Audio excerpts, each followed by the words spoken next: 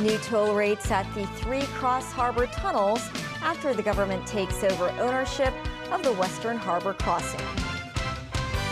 Employers of Indonesian domestic helpers may have to fork out more than $20,000 during the hiring process in future.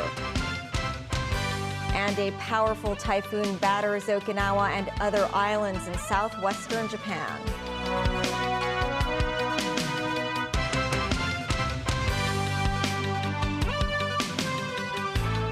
Hello and welcome to TVB News. The government today officially took over the operations of the Western Harbor crossing.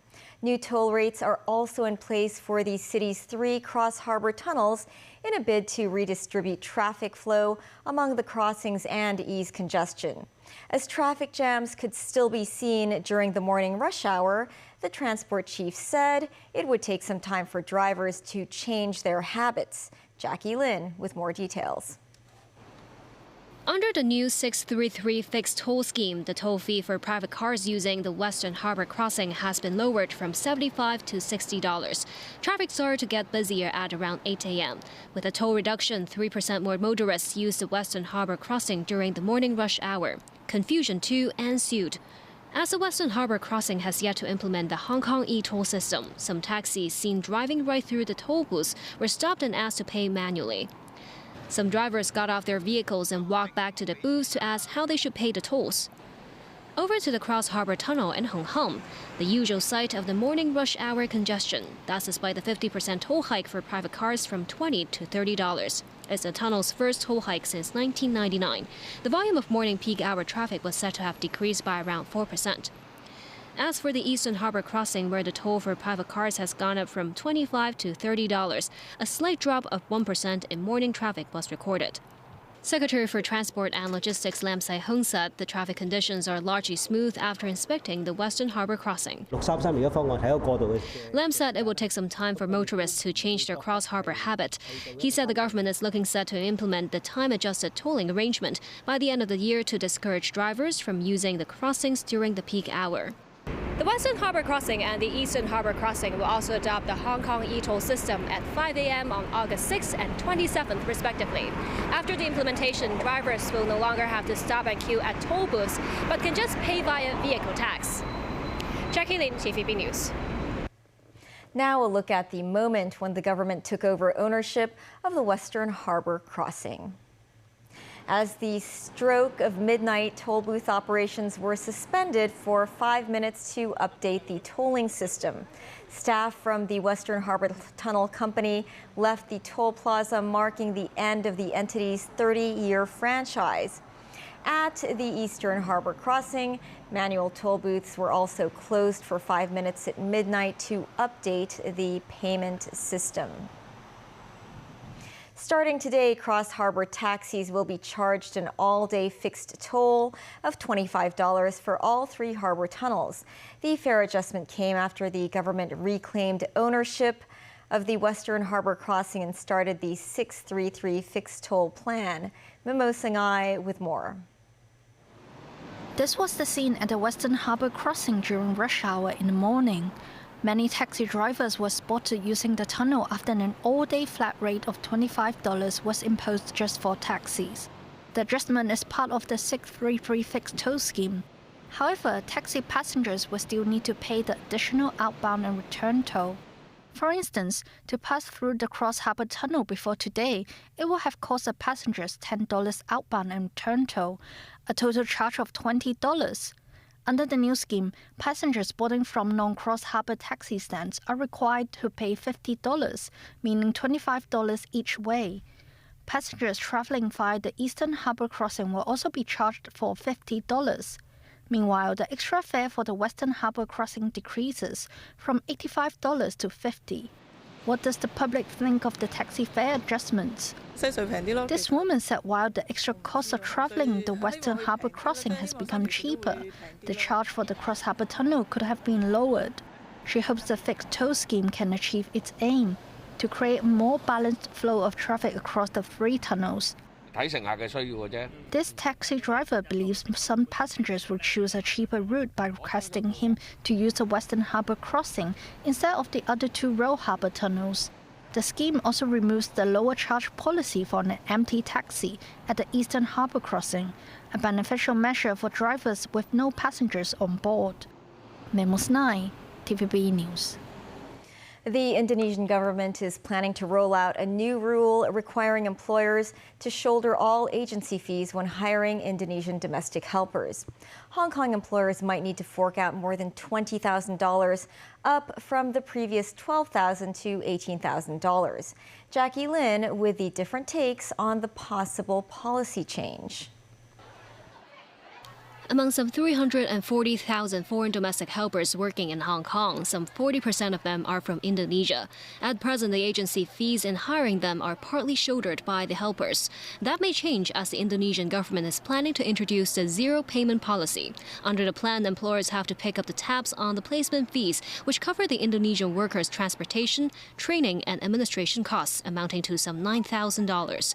That means employers need to pay more than $20,000 in agency fees to hire an Indonesian domestic helper. The Indonesian Recruitment Agency Association said Jakarta signed the new rule in March, which is set to take effect in September. The main principle is to enhance the protection of Indonesian migrant workers and reduce their financial burdens. All placement costs now should be borne by employers. Local hiring agencies for domestic helpers and employer representatives decried unfairness over the new policies. Teresa Liu, head of an employer agency, said apart from dampening hiring sentiments for helpers, the new rule is weakening employers' rights and interests, as employers also have to shoulder the air ticket costs and other miscellaneous expenses when dismissing a helper. Hiring agency representatives said they will liaise with the Labor Department in Hong Kong to help lobby against a zero payment proposal by the Indonesian government. Jackie Lin, TVB News. The torrential rain that pummeled Beijing and neighboring provinces over the past few days has eased off. Authorities say this round of rainstorms marked the heaviest precipitation Beijing has experienced in the past 140 years. Among the hardest hit districts was Beijing's suburb, Mentugo. This village was cut off from the outside world after being hit by rainstorm-triggered landslides. Same for some 900 workers and passengers aboard this train, which was stuck in Mentugo for 2 days.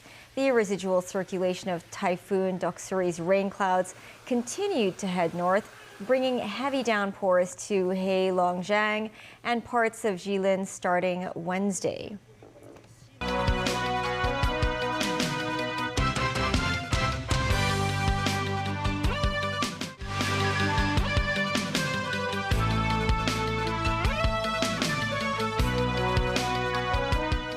Welcome back. In the United States, former President Donald Trump was indicted on Tuesday for trying to overturn the results of the 2020 election in the run-up to the riot by his supporters at the U.S. Capitol.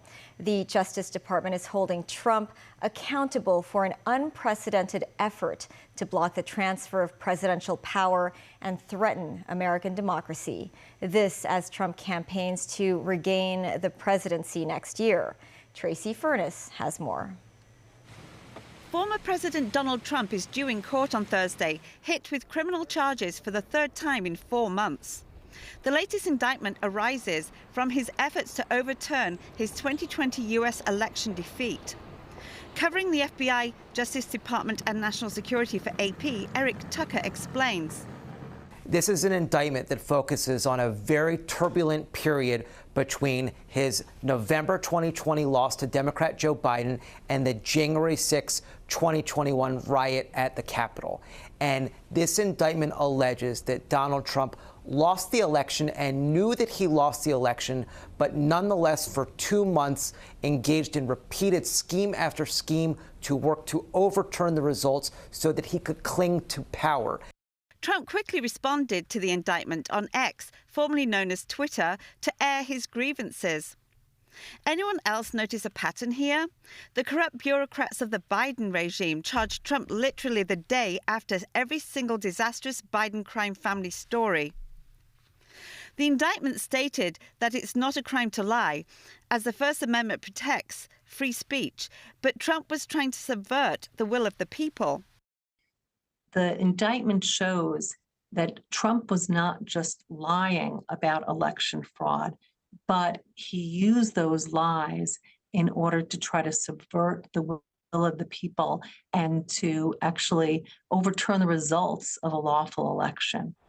And so the indictment goes through in very painstaking detail how Trump was able to perpetuate this lie and knew indeed that it was a falsehood. And then to show how he systematically worked with other co-conspirators to try to perpetuate this lie.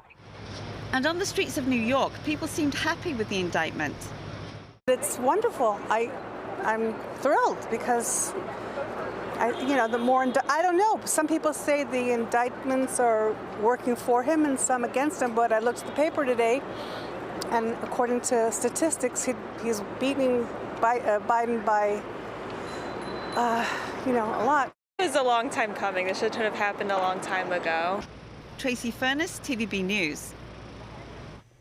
The United States has formally invited China's newly appointed Foreign Minister Wang Yi to Washington. China reappointed veteran diplomat Wang, who previously served as foreign minister from 2013 until 2022, last week. He replaced Qin Gang, who was removed from his post after just 7 months into the job. U.S. State Department spokesman Matthew Miller did not say if China had accepted the invitation, but added that this was the White House's expectation. Foreign nationals lined up outside an airport in crisis-hit Niger's capital this morning, waiting for a third evacuation flight. The evacuations come as a regional bloc continued talks about its response to the coup that took place in the country last week. Daniel Rao tells us more. French forces in Niger's capital, Niamey, evacuated hundreds of mostly French nationals to Paris on 2 flights on Tuesday. This following concerns that their citizens and other Europeans risked becoming trapped by last week's military coup, which ousted and detained President Mohamed Bazoum. The first of 2 French flights that landed in Paris overnight had 12 babies among 262 people aboard, most of them French citizens. Evacuees from Niger, Portugal, Belgium, Ethiopia and Lebanon were also on board. Italy and Spain are other countries to have announced evacuations for their citizens and other Europeans. An Italian military aircraft landed in Rome on Wednesday with 99 passengers. Among them were 21 Americans and civilians from elsewhere. The United States has yet to announce plans for an evacuation, however some Americans have left with the help of the Europeans. With the situation in the country remaining precarious, regional bloc ECOWAS has said it would use force against the junta if it didn't release and reinstate the president within a week. The announcement was immediately rejected by neighbouring Mali, Burkina Faso and Guinea, all of which are run by mutinous soldiers who toppled their governments. Mali and Burkina Faso's leaders said a military intervention in Niger would be tantamount to a declaration of war against them. The defence chiefs of ECOWAS's 15 members will meet in Nigeria's capital, Abuja, from Wednesday to Friday to discuss the next steps in resolving the crisis. At a virtual United Nations meeting, the UN Special Envoy for West Africa and the Sahel said efforts other than the threat of force are underway to restore democracy in Niger. Different member states are preparing themselves to use force if necessary. But as I said, the situation is fluid, but there are these efforts of find a peaceful solution for the problem. Everybody is giving priority to these efforts. If measures are not taken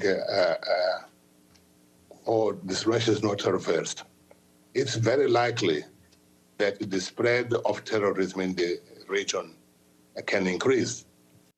Daniel Roll, TVB News. Back here at home, a think tank has suggested ways to make the Innovation and Technology Park in Santin more successful. The government has earmarked 627 hectares of the northern metropolis for development of the Santin Technofine, where over half of the land is still privately owned.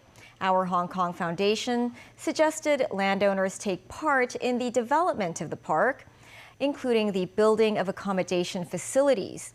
The think tank also suggested the government grant land to flagship enterprises to encourage them to set up operations in Hong Kong. It came up with the recommendations after studying successful technology parks on the mainland, Singapore, the UK, and the US. The former head of research of Our Hong Kong Foundation, Stephen Wong, is now head of the Chief Executive Policy Unit. And the first August supermoon graced the city's skies this morning. The next one, also known as the blue moon, will appear on August 30th.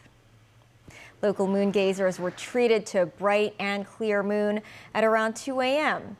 A supermoon occurs when the moon's orbit is closest to the Earth, making the moon larger than usual. People who miss the supermoon will still have another chance at the end of August when the second full moon appears.